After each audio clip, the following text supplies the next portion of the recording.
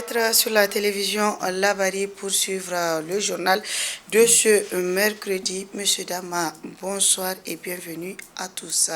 L'Union des scolaires nigériens poursuit la commémoration des événements du 9 février 1990. C'était à travers un meeting ce matin au stade municipal, meeting qui a vu la participation de plusieurs autorités nigériennes.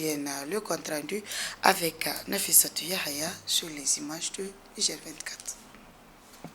Je dis bien exactement 36 ans de pleurs, d'amertume et de justice. Justice et réclamation, c'est les maîtres mots qui ont caractérisé les discours de tous les scolaires qui ont pris la parole à ce grand meeting en commémoration au 36e anniversaire des événements du 9 février 1990, couplé à la mobilisation générale décrétée par le chef de l'État. À travers ces rappels, vous dire qu'en réalité, auparavant, il y avait une discorde.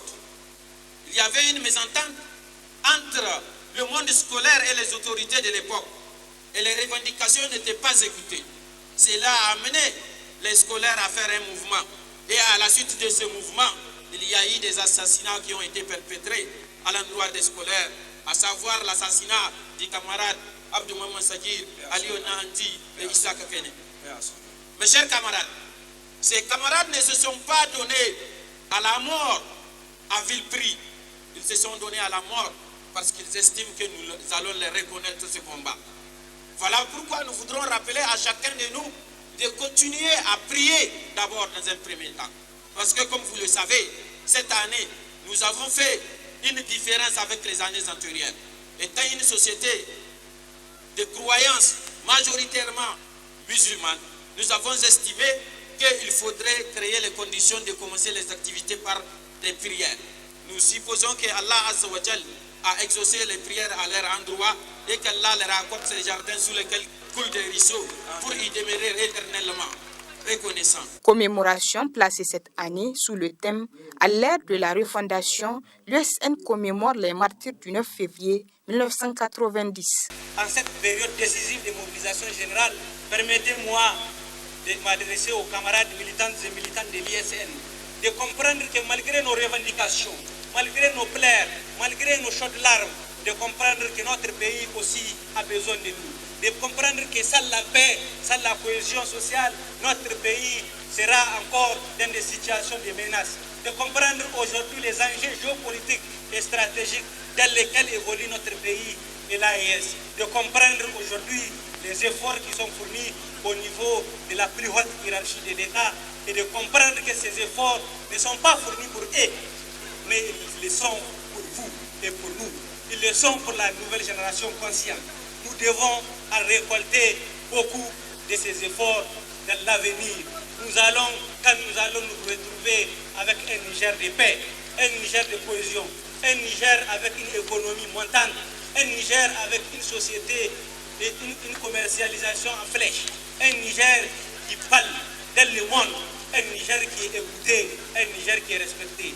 Ce meeting commémorant les événements du 9 février 1990, il faut le noter, a vu la participation de plusieurs invités, au rang desquels l'association des parents d'élèves, des membres du CNSP et du gouvernement, des conseillers à la présidence et au conseil consultatif de la refondation, entre autres. Sakina Salifou est une veuve et mère de 7 enfants vivant à Saga, une femme dont le mari est décédé il y a de cela plus de 3 ans et qui vit dans une situation précaire avec ses enfants. Elle lance désespérément un appel à l'aide, que cela soit matériel, alimentaire ou en espèces. Le reportage est signé Ismaël Moumouni et Soumaïla Abdellah. Une chambre effondrée et un petit salon servant de toit gravement endommagé par la pluie au point de laisser apparaître le ciel. C'est dans ces conditions extrêmement précaires que vivent Sakina Salifou et ses 7 enfants, tous mineurs, au quartier Saga. Entassés avec ses enfants dans un espace dangereux, insalubre, exposé à la pluie, au vent et à l'insécurité, cette veuve traverse une situation de grande détresse depuis le décès de son mari il y a de cela 4 ans. Mon mari est décédé il y a 4 ans, mais laissant seul avec mes enfants. Depuis son décès, nous survivons grâce à la vente des dambous qui constitue notre unique source de revenus. Malheureusement, cette activité s'est arrêtée et je ne dispose aujourd'hui d'aucun moyen pour subvenir aux besoins alimentaires de mes enfants. Notre situation est d'autant plus préoccupante que notre logement, qui est dans un état très dégradé, une fissure importante menace la stabilité du titre et une partie s'est même déjà effondrée, ce qui met nos vies en danger. Par ailleurs, la scolarité de mes enfants est sérieusement compromise. L'un d'eux a été renvoyé de l'école à raison du non-paiement des frais de scolarité. Je crains que les autres ne subissent le même sort si aucune aide ne nous est apportée rapidement.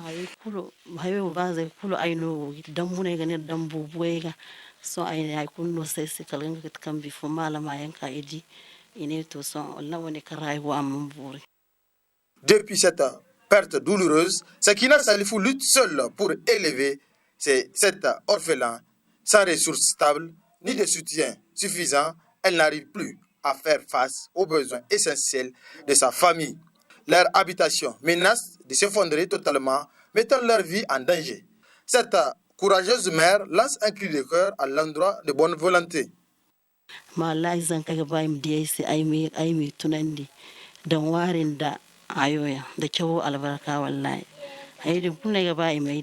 Nous vivons dans une extrême précarité. Je sollicite humblement le soutien de toute bonne volonté, que ce soit sous forme d'aide alimentaire, financière, matérielle ou pour la réhabilitation de notre logement et la prise en charge des frais scolaires de mes enfants.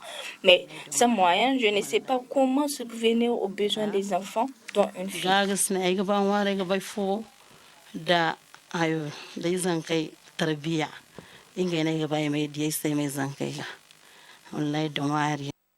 Toute aide matérielle, financière, alimentaire peut contribuer à sauver des vies et redonner espoir à cette famille.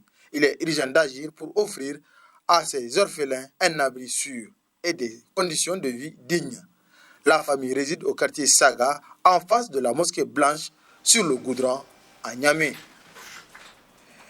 Le volet reportage de cette édition nous amène à la découverte d'un produit conçu pour assaisonner la sauce.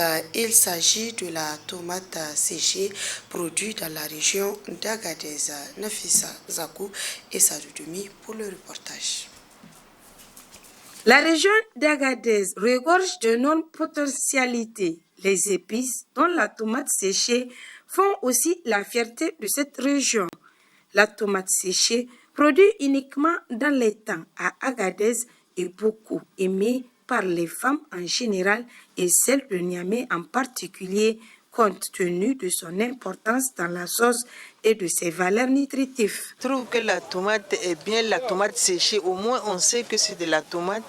Et pour moi, en tout cas, c'est mieux que la tomate en boîte, où maintenant on ne sait pas les constituants et quelquefois même ça vous colore la viande et tout là. Donc vraiment on ne sait pas les constituants, ce qu'il y a dedans. Et maintenant on a beaucoup de problèmes de santé, donc de plus en plus, moi en tout cas je retourne vers les productions locales. Bon, maintenant, ça fait quelques années, je ne sais pas, ça fait quelques années, je prends la tomate séchée et le poivron séché, là, je mélange. En tout cas, ça m'évite de payer la tomate en boîte où les femmes doivent se procurer les productions locales. Donc, nous avons des meilleures productions parce que nous avons les meilleures terres et également, vu à la prolifération des problèmes de santé. Donc moi je crois que les femmes doivent de plus en plus se tourner vers les productions locales. Pour avoir de la tomate séchée, cela nécessite beaucoup d'efforts et de patience.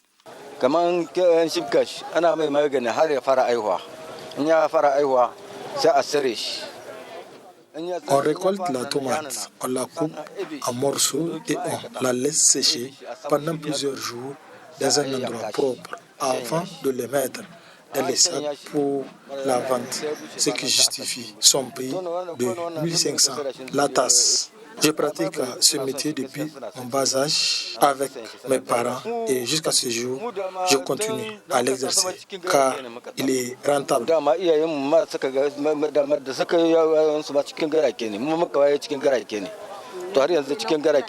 Pour garantir une alimentation saine à vos familles, veuillez vous en procurer de la tomate séchée produite localement par des Nigériens et pour des Nigériens.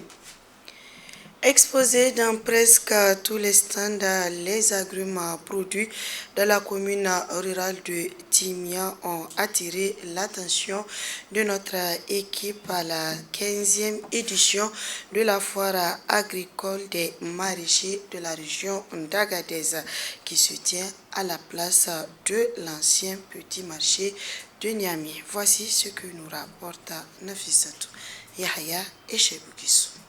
À cette 15e édition de la foire agricole des maraîchers de la région d'Agadez, plusieurs produits sont exposés. Parmi ces produits figurent en bonne place les agrumes de Timia, composés de plusieurs variétés. Ici, on expose les agrumes. Donc, aussi, il y a plusieurs variétés des agrumes. Donc, comme vous avez maintenant les oranges, le pamplemousse, les mandarines et les tangerines. Ici, c'est des variétés qu'on a chez Tchalabou. Elles proviennent de Timia. Les prix sont fixés par les organisateurs, le comité d'organisation. Donc, à travers le comité d'organisation qui nous indique le prix de chaque kilo, donc de chaque variété aussi. Donc, vous avez le mandarin à 1000 francs, les orangers à 750 aussi et le pamplemousse à 750 aussi. Les tangerines aussi, c'est 750. Puis, il y a les clientèles, donc, connaissant la démographie de ville de Niamey, en tout cas, jusqu'à présent, ça va. Donc, la clientèle, le marché bat son plein, donc c'est bon. Produit à Timia, commune située au cœur du massif de l'Aïr, dans le nord du Niger, région d'Agadez. Ces agrumes sont issus de l'agriculture biologique, dont cette zone est réputée. Bon nombre de clients sont satisfaits de nos produits. Donc, ce n'est pas des produits industrialisés. Donc, c'est des produits bio, des produits naturels.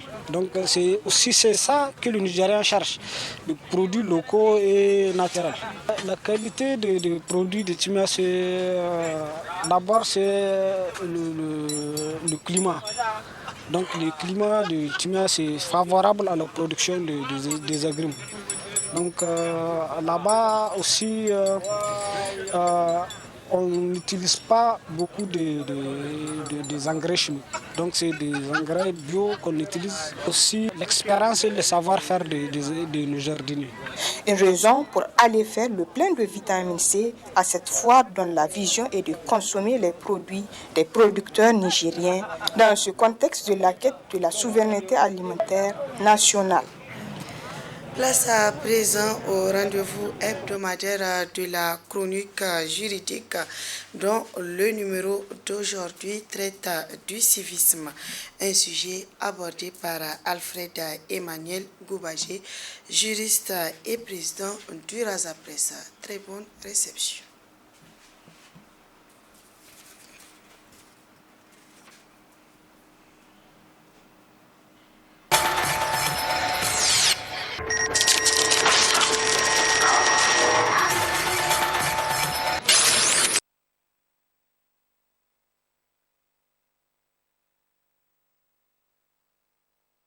Aujourd'hui, nous abordons une autre thématique qui porte sur le civisme.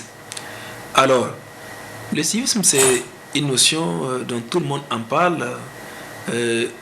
Les citoyens ont la volonté d'être des bons citoyens, la volonté d'être, si vous voulez, des citoyens modèles. Dans les écoles, on enseigne le civisme et un peu partout, on en parle. Donc aujourd'hui, nous allons essayer d'aborder cette question. Et quelle définition nous pouvons accorder ou bien nous pouvons donner au civisme? Alors nous pouvons dire que le civisme, c'est un ensemble de comportements et attitudes d'un bon citoyen qui se traduit par le respect des lois et des règlements de la République, qui se traduit par un engagement à la vie publique, à la vie communautaire, qui se traduit par un respect de l'environnement, qui se traduit par tout ce qui est valeur positive qui favorise le développement du pays. Donc, voici un peu ce que nous pouvons donner comme définition du civisme. Un ensemble de comportements et attitudes d'un bon citoyen qui sont liés, ou bien qui est lié, cet ensemble qui est lié, si vous voulez, au respect des lois, qui est lié à un engagement à la vie de la communauté, qui est lié au respect de l'environnement, qui est lié à tout ce qui est cohésion sociale, vivre ensemble, etc. Donc, le civisme étant entendu sous cet angle, nous permet déjà d'identifier plusieurs pistes. Prenons la première composante, qui est celle du respect des lois et des règlements. Nous sommes dans une république, dans un État qui a ses règles. Et la vie en société ne peut être possible que par des règles, par le respect des règles. Si chaque citoyen vit selon ses propres règles, il n'y aura pas de vie en société. Et du fait que nous sommes citoyens, nous appartenons à une nation, nous appartenons à un peuple, nous nous soumettons aux lois et aux règlements de cette nation. Le civisme commence par le respect des lois et des règlements. Quand vous prenez dans les nations où règne l'anarchie, où règne le désordre, il n'y a pas un respect scrupuleux ou un respect des lois et des règlements. Chacun vit selon ses propres lois, chacun vit selon ses règles. Or, dans une nation organisée, les citoyens sont attachés à l'État, les citoyens sont soumis aux lois.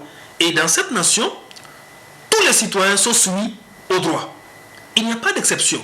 C'est la même loi qui régit l'ensemble des citoyens. Et donc, la citoyenneté commence par le respect des lois et des règlements. Si nous violons les lois de notre pays, nous ne montrons pas l'exemple d'un bon citoyen. Nous ne pouvons pas dire que nous sommes un bon citoyen. Le bon citoyen, c'est celui qui respecte, qui met en pratique les lois et les règlements de l'État. Alors, le respect des lois est la première composante. La deuxième composante du civisme, c'est l'engagement à respecter l'environnement. Le respect de l'environnement, peut-être ça peut paraître vague, mais ici nous voulons aborder la question de l'hygiène, la question de la salubrité. Nos autorités au niveau des administrations décentralisées sont en charge de tout ce qui est hygiène, tout ce qui est salubrité, tout ce qui est tranquillité publique. Quand nous prenons l'exemple des administrations déléguées, les administrateurs délégués sont des autorités de police administrative qui œuvrent pour l'hygiène de nos villes. Mais nous, en tant que citoyens, le civisme ou bien notre volonté d'être des bons citoyens nous amène à donner la main d'association pour soutenir les autorités des administrations déléguées afin de les accompagner dans l'assainissement de nos villes.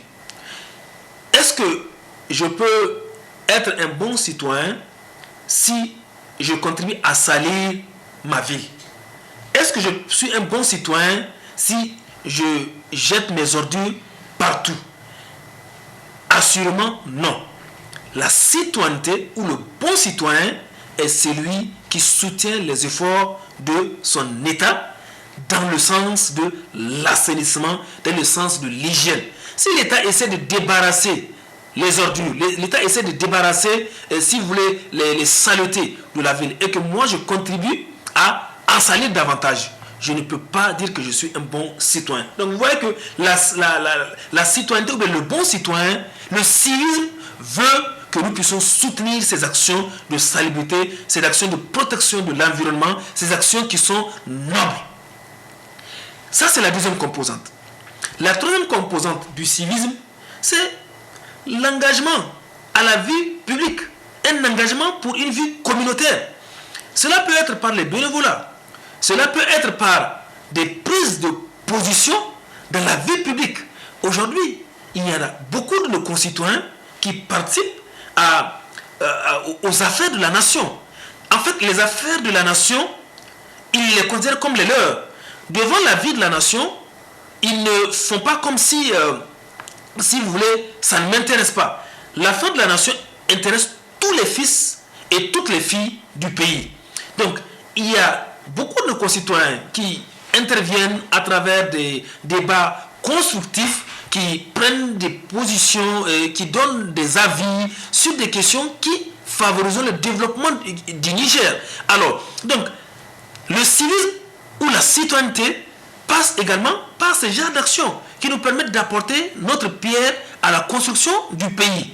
Quand je participe au débat public sur une question qui peut développer le Niger, je suis un citoyen, je suis un bon citoyen. Et le bon citoyen n'est pas forcément celui, si vous voulez, qui pose des actes matériels. Mais également le bon citoyen, c'est celui-là qui peut également donner un avis, qui peut développer le pays. À travers cet avis, vous contribuez à la construction du pays, vous contribuez au développement de la nation. Donc, tout ce que nous pouvons faire pour apporter notre pierre à la construction du Niger, cela participe, ou bien cela, si vous voulez, constitue des actes d'un citoyen, les actes qui sont promus ou bien par le civisme. Donc, la quatrième composante ici que nous allons évoquer par rapport au civisme, c'est le respect des biens publics.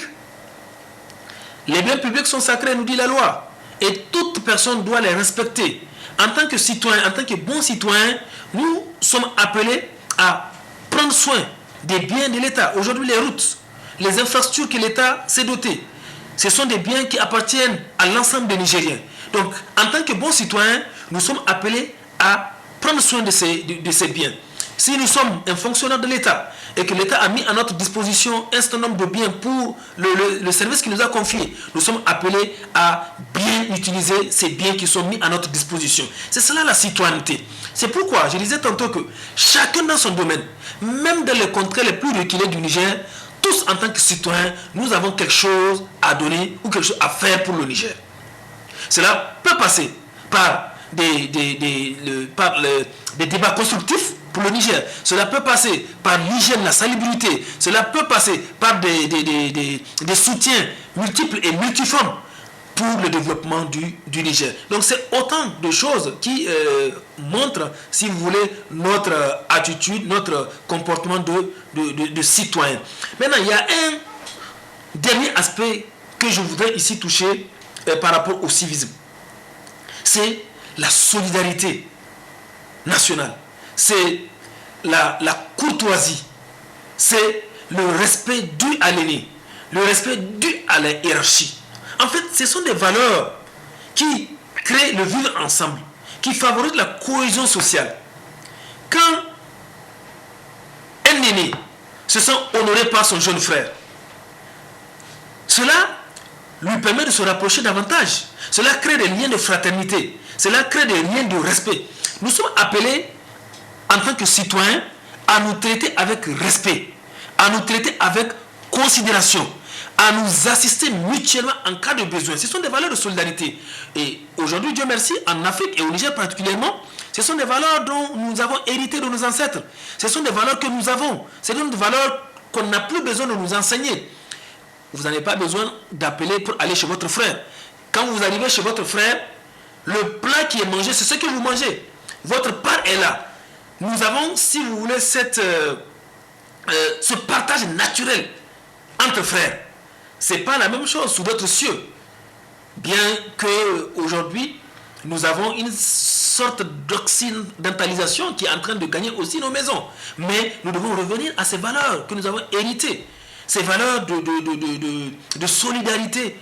Vous avez un frère qui traverse une épreuve, une situation, la solidarité veut à ce que ce frère soit assisté, soit soutenu dans cette situation. Et j'avais donné l'exemple des petits-enfants. J'ai vu cette image qui m'a beaucoup fasciné à l'école, des enfants qui ont appris qu'un de leurs était malade. À la descente des cours, ils sont allés lui rendre visite. Et vous voyez tous ces enfants, les yeux profondément touchés et sont, si vous voulez, touchés par la situation de leurs camarades. C'est ça la solidarité, l'empathie. On compatit à la situation de nos frères. Quand mon frère traverse une situation difficile, je compatis, je lui apporte le soutien que je peux. C'est ça le civisme. Parce que le Niger est un, le Niger est indivisible. Nous sommes tous fils des mêmes pays, filles des mêmes pays. Ce sont des valeurs, quand nous les cultivons, nous aurons un Niger prospère, un Niger de paix, un Niger de cohésion, un Niger soudé, un Niger indivisible. C'est autant de choses. Et c'est pourquoi nous profitons de votre micro pour continuer d'appeler nos concitoyens à redoubler d'efforts dans ces valeurs. Ce n'est pas des valeurs qui datent d'aujourd'hui. La question du civisme n'est pas d'aujourd'hui, c'est des choses que nous connaissons. Mais c'est juste un rappel qui est pédagogique, qui nous permet tout simplement de nous dire que c'est des choses qui sont là, c'est des choses que nous devons pratiquer pour avoir un Niger de paix, un Niger où la cohésion sociale règne, un Niger où toutes les filles et tous les fils se tiennent ensemble comme un seul homme pour travailler pour le développement du pays. Voilà donc un peu schématiquement ce que je peux vous dire sur le civisme.